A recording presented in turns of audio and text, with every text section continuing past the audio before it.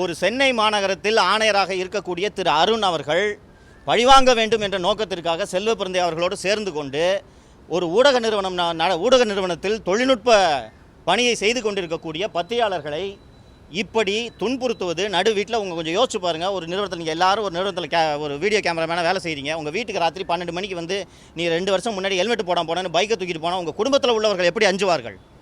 இன்னொன்று, உங்களுக்கு தெரியும் ஹெல்மெட் போடுறதுக்காக தான் போலீஸ் வீட்டுக்கு வராங்கன்ட்டு. பக்கத்து வீட்டில் இருக்கவங்க உங்களை என்ன நினைப்பார்கள்? உங்கள் வீட்டில் இருப்பவர்கள் உங்களை தொடர்ந்து அந்த நிறுவனத்தில் பணியாற்ற அனுமதிப்பார்களா?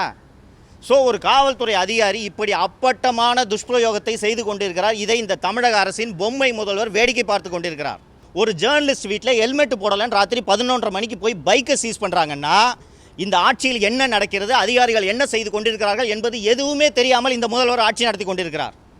உள்துறைக்கு பொறுப்பான அமைச்சராக தமிழக முதல்வர் திரு மு க ஸ்டாலின் அவர்கள் இருப்பதால் இந்த ஒவ்வொரு காவல்துறை அதிகாரியும் செய்யும் அத்தனை வேலைகளுக்கும் அவர்தான் பொறுப்பு.